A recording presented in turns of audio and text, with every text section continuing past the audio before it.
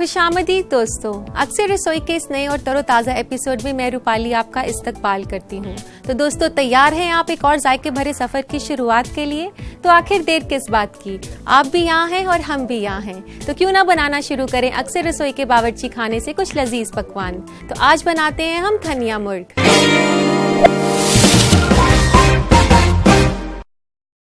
तो आइए इसे बनाना शुरू करते हैं। सबसे पहले हम गरम करेंगे एक कढ़ाई और उसमें डालेंगे तेल। तेल की जगह बटर या घी का भी इस्तेमाल कर सकते हैं। तो दोस्तों, तेल गरम हो चुका है, तो आइए इसमें सबसे पहले डालते हैं छोटी इलायची। यहाँ मैं 2 छोटी इलायची खोलकर इसमें डाल रही हूँ। ये छोटी इलायची जो हम इसमें डाल रहे हैं डिश को काफी अच्छा जायका देती है और काफी अच्छी खुशबू भी। इसको कुछ सेकंड्स हिलाने के बाद अब हम डालेंगे इसमें कटा हुआ प्याज।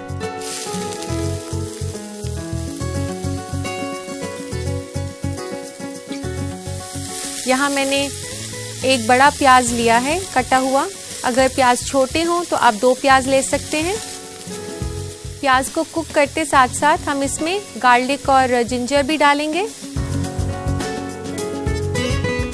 यहाँ 1 से 2 फ्लेक्स मैं ले रही हूँ लहसुन की।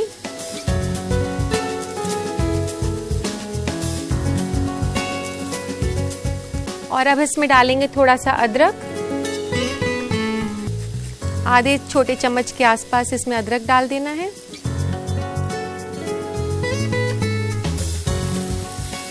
तो दोस्तों, अब इसमें डालेंगे कुछ कटी हुई हरी मिर्चें। 1 से 2 छोटे चम्मच में हरी मिर्च के इसमें डाल रही हूँ, बारीक कटी हुई हरी मिर्च के।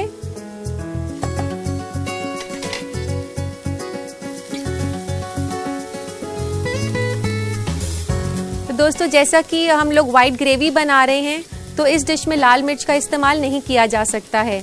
तो इस डिश को स्पाइसी बनाने के लिए हम हरी मिर्च का इस्तेमाल कर रहे हैं। तो दोस्तों, अब बारी है इसमें चिकन डालने की। यहाँ मैंने 700 से 800 ग्राम चिकन लिया है और ये चिकन मैं इसमें डाल रही हूँ प्याज जो हमने भुना है।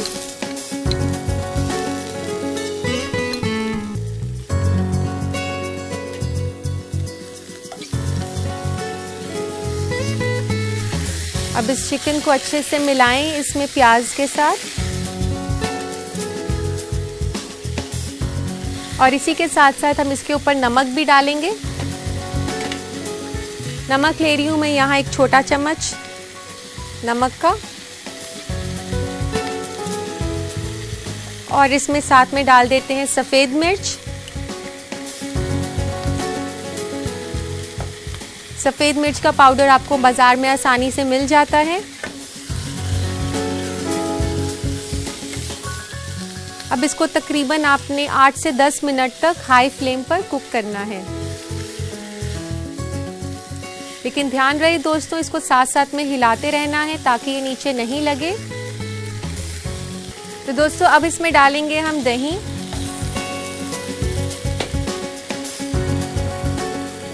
यहाँ मैंने 1 कप दही लिया है जिसको कि मैंने थोड़ी देर के लिए मसलिन क्लॉथ में टांगा था ताकि उसका जो एक्स्ट्रा पानी है वो काफ़ी हद तक निकल जाए। लेकिन आप ध्यान रखें कि उसे सिर्फ 10 से 15 मिनट तक टांगना है। तो इस तरीके से मैंने दही को थोड़ी देर के लिए टांगा था ताकि इसमें पानी की जो मिकदार है वो कम हो जाए। और अब इसको हम अच्छे से फेंट लेंगे। और दही जब हम हाई फ्लेम पर डालें वो फटे ना, इसके लिए हम इसमें थोड़ा सा कॉर्नफ्लावर भी मिक्स कर लेंगे। तो 1 छोटा चम्मच मैं कॉर्नफ्लावर का इसमें डाल रही हूँ। इसे भी दही के साथ हम मिक्स कर लेंगे अच्छे से।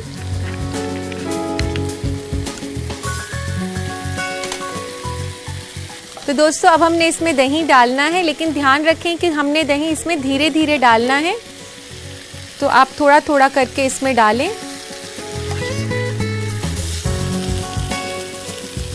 सारा जो है एक साथ ना डालें।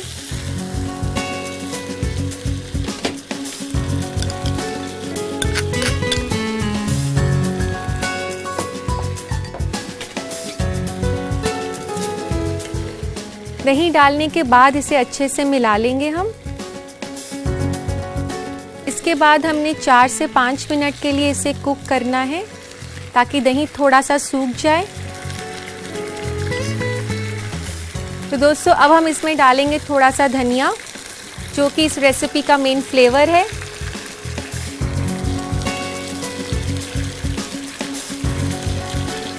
एक से 2 बड़े चम्मच धनिया के मैंने इसमें डाल दिए हैं। तो दोस्तों धनिया डालने के बाद हम इसे ढकेंगे 10 मिनट के लिए।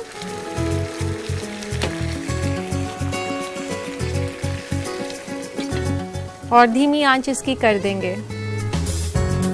तो दोस्तों आइए अब चिकन चेक कर लेते हैं।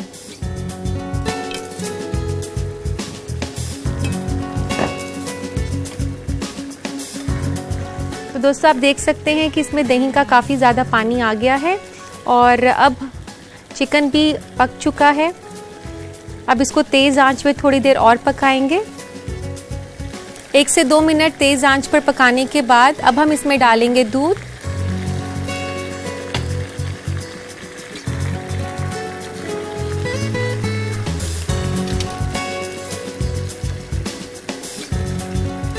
दूध इसमें तकरीबन आधे से पौना कप मैंने डाल दिया है।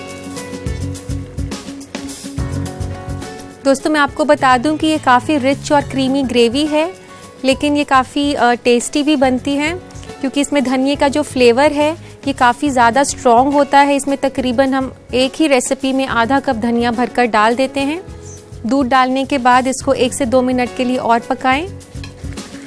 दोस्तों दूध डालने के बाद अब बारी है इसमें क्रीम डालने की।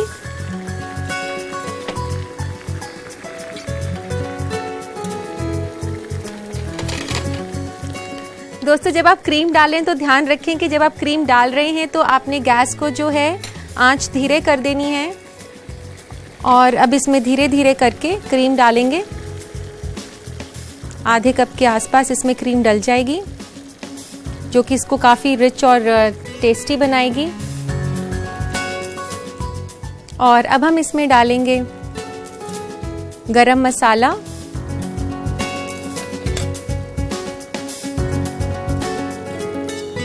इसमें आधा टेबल स्पून के आसपास मैंने गरम मसाला डाल दिया है।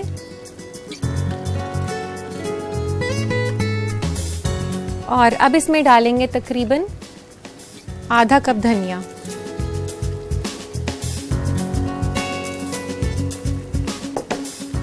और इसको अच्छे से मिला लें। तो दोस्तों आप देख सकते हैं हमने इसमें धनिया काफ़ी ज़्यादा मिकदार में डाला है, तो जाहिर सी बात है कि इसका नाम धनिया मुर्ग है। तो दोस्तों अब ये तैयार हो चुका है और अब डालते हैं इसको सर्विंग प्लेटर में।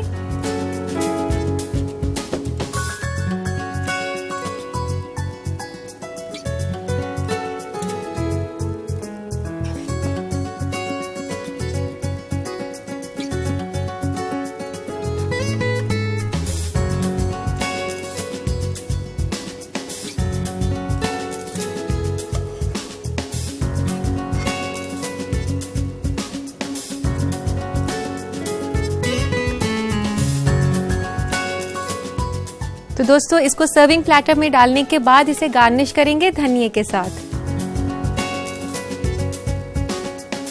ये फ्रेश धनिया थोड़ा सा और ऊपर से डाल देते हैं और 1 चुटकी गरम मसाले की ऊपर से छिड़क दें। तो लीजिए दोस्तों तैयार है धनिया मुर्ग।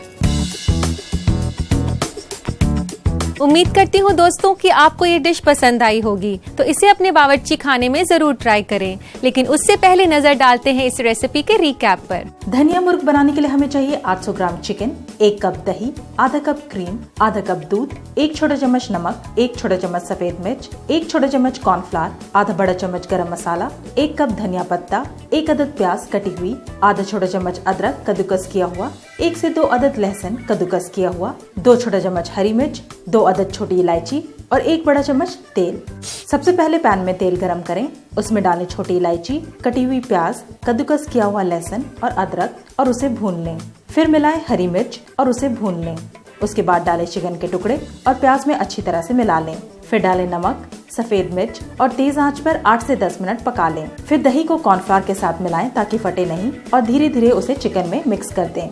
4 से 5 मिनट और पका लें जब तक कि दही सूख न जाए। उसके बाद डालें धनिया पत्ता, ढककर 10 मिनट धीमी आंच पर पकाएं जब तक कि चिकन नरम ना हो जाए। फिर मिलाएं दूध और 1 से 2 मिनट और पका लें। धीरे धीरे करके धीमी आंच पर क्रीम मिलाएं और साथ ही डालें गरम मसाला और हरा धनिया और अच्छे से मिला लें। एक प्लेटर में सर्व करें और गार्निश करें हरा धनिया और गरम मसाले से। लीजिए तैयार है धनिया मुर्ग। उम्मीद है दोस्तों आपने इसकी रेसिपी अच्छे से नोट कर ली होगी। दोस्तों हम अपने खाने पीने को लेकर काफी आगाह रहते हैं और यही मालूमात आगे चलकर फूड ट्रेंड्स की शक्ल अख्तियार कर लेता है।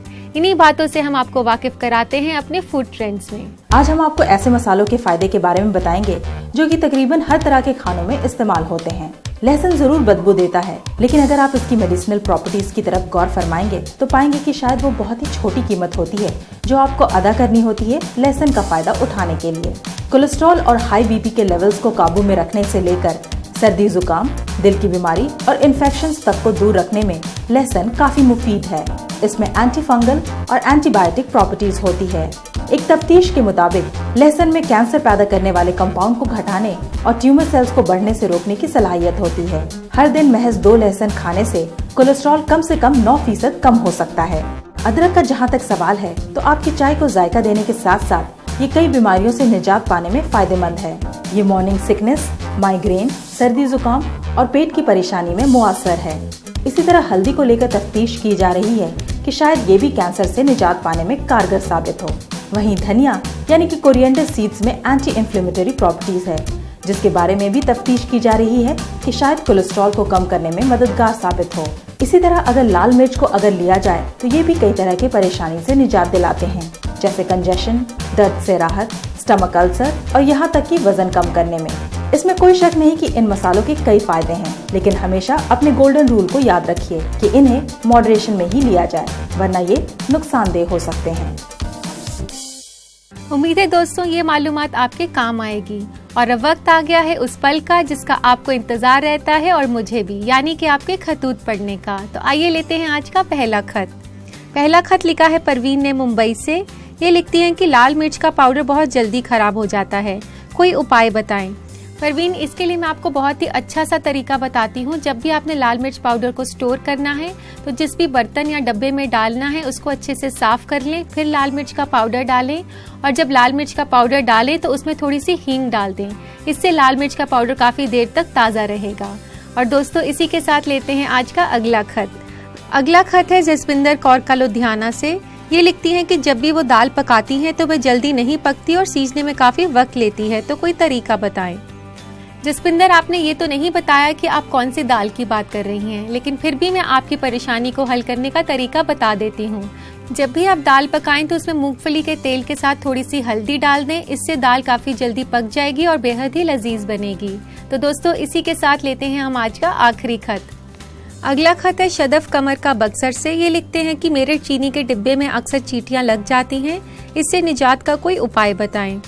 शदफ, आप जब भी चीनी रखें तो ध्यान रखें कि आप उसे हवादार जगह पे ना रखें। इसके साथ साथ आप चीनी के डब्बे में 3 से 4 लौंग के दाने रख सकते हैं, उससे चीनी में चींटियां नहीं लगती।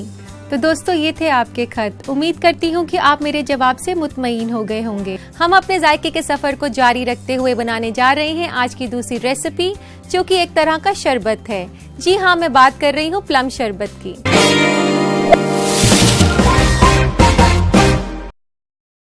प्लम्स यानी कि आलू बुखारा। आइए उसका शरबत बनाना शुरू करते हैं। तो सबसे पहले हम आलू बुखारों को काटेंगे।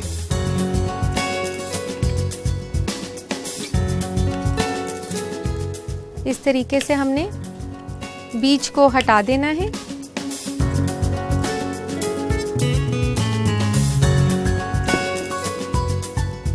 और सारे प्लम्स आप एक बोल में डाल दें।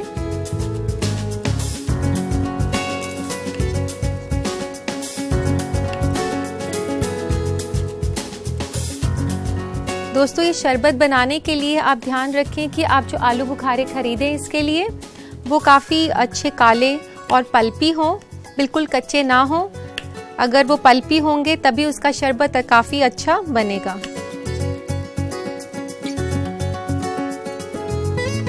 यहाँ पर मैंने 250 ग्राम के आसपास प्लम्स लिए हैं।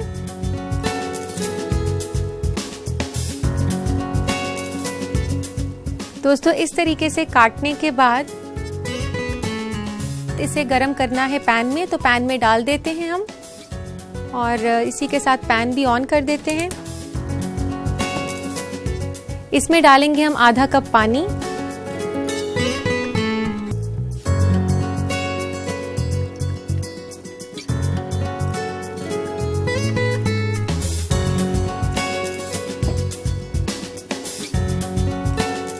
और डालेंगे इसमें चीनी, 1/3 कप यानी कि 1/3 कप मैंने इसमें चीनी ली है। और अब हमें इसे पकाना है जब तक कि ये जो प्लम्स हैं यानी कि आलू बुखारे काफ़ी ज़्यादा सॉफ्ट हो जाएंगे और एक किस्म की सॉस की तरह ये बन जाएगी, तो तब तक इसको पकाना है। इसमें तकरीबन 10 मिनट लग जाएंगे। आलू बुखारा जो है काफ़ी रिच होता है डाइटरी फाइबर्स में और इसी के साथ साथ ये हमारे डाइजेस्टिव सिस्टम को काफ़ी स्ट्रॉन्ग रखता है। दोस्तों इसमें जो मैंने चीनी डाली है उसको आप आलू बुखारे की जो सारनेस है, उसका जो खट्टापन है, उसके हिसाब से चीनी की मिकदार जो है आप कम ज़्यादा कर सकते हैं। देख सकते हैं आप ये कितना अच्छा कलर आ गया है शरबत का और ये काफ़ी सॉफ्ट भी हो चुका है, काफ़ी पल्पी है। दोस्तों आपको आलू बुखारे में काफ़ी मिनरल्स मिलते हैं जैसे कि कॉपर, मैग्नीज, फास्फोरस और पोटेशियम। और अब ये आलू बुखारे भी कुक हो चुके हैं, इसे बंद कर देते हैं। और अब हमने इस मिक्सचर को छानना है, जो भी छिलका होगा उसको हमने नहीं लेना है शरबत के अंदर।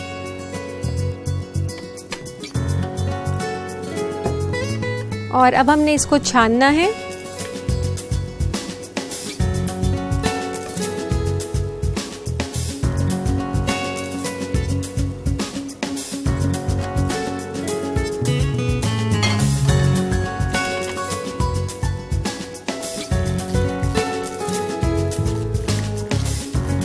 इस तरह से आप छानते वक्त इसको दबा दें अच्छे से ताकि इसका जो सारा पल्प है वो निकल जाए। लेकिन ध्यान रखें कि हमने ज़्यादा मोटी छन्नी नहीं लेनी, उसके छिलके जो हैं हमें नहीं चाहिए।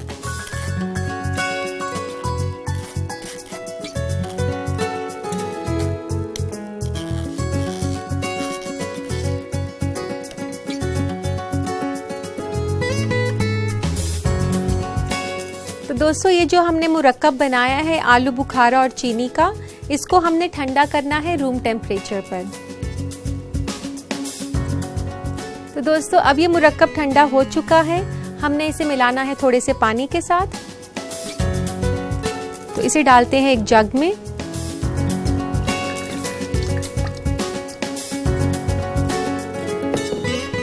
और इसमें डालेंगे 2.5 कप पानी। पानी आप इसमें ठंडा पानी का इस्तेमाल कर सकती हैं।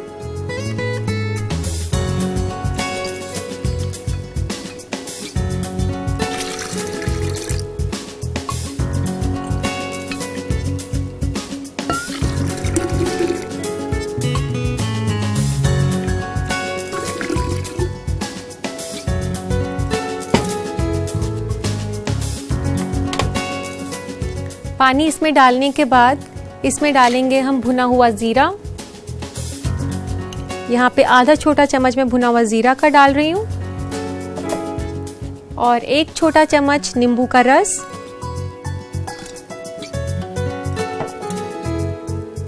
और इसमें काला नमक डलेगा आधा चम्मच,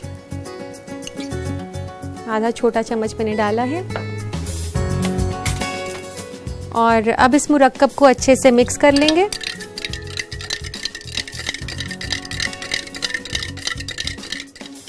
तो दोस्तों जो मम्मियाँ परेशान रहती हैं कि वो अपने बच्चों की डाइट में फल ज़्यादा इंक्लूड नहीं कर पाती हैं, वो अपने बच्चों को प्लम शरबत ज़रूर पिलाएं। इससे फल का फ़ायदा तो होगा ही, साथ में ये काफ़ी लजीज भी लगेगा बच्चों को।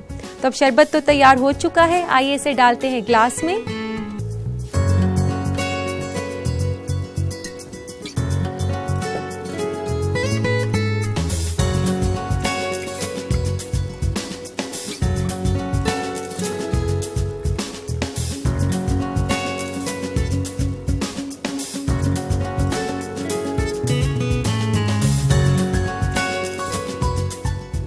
और गार्निश करेंगे हम इसे नींबू के स्लाइस के साथ।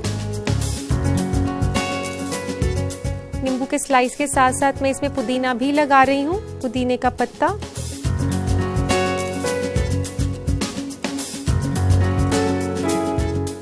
तो दोस्तों तैयार है बेहद ही लजीज और रिफ्रेशिंग ड्रिंक प्लम शरबत। तो दोस्तों इस रेसिपी को आप अपने बावर्ची खाने में बना सके, उसके लिए इस रेसिपी का देखिए रिकैप। प्लम शरबत बनाने के लिए हमें चाहिए 250 ग्राम प्लम यानी कि आलू बुखारा, 1/3 कप चीनी, 3 कप पानी, आधा छोटा चम्मच भुना हुआ जीरा पाउडर, 1 छोटा चम्मच नींबू का रस, नमक हस्बे जायका, आधा छोटा चम्मच काली मिर्च और नींबू का स्लाइस और पुदीना पत्ता गार्निश के लिए। सबसे पहले आलू बुखारा को काट लें और बीज को अलग कर दें। कटे हुए आलू बुखारा को पानी और चीनी के साथ पैन में पका लें जब तक कि वो नरम और सॉस के जैसा ना हो जाए। पके हुए आलू बुखारा को छानकर गुदा से जूस को अलग कर दें। रूम टेम्परेचर पर आलू बुखारा यानी कि प्लम के जूस को ठंडा कर लें। ठंडा प्लम जूस को एक जग में डालें, उसमें मिलाएं पानी, भुना हुआ जीरा पाउडर, नींबू का रस, नमक हस्बे जायका और अच्छे से मिला लें। इसे एक ग्लास में डालें और नींबू के स्लाइस और पुदीना के पत्ते से गार्निश करें। लीजिए तैयार है प्लम शरबत। तो दोस्तों उम्मीद करती हूँ कि आपने इसे बनाने का तरीका अच्छे से लिख लिया होगा। आज के लिए दोस्तों बस इतना ही। अब अपनी मेजबान रूपाली को दीजिए इजाजत। आपसे फिर मुलाकात होगी एक नए एपिसोड में कुछ और नए जायकों के साथ। तब तक के लिए अल्लाह हाफिज।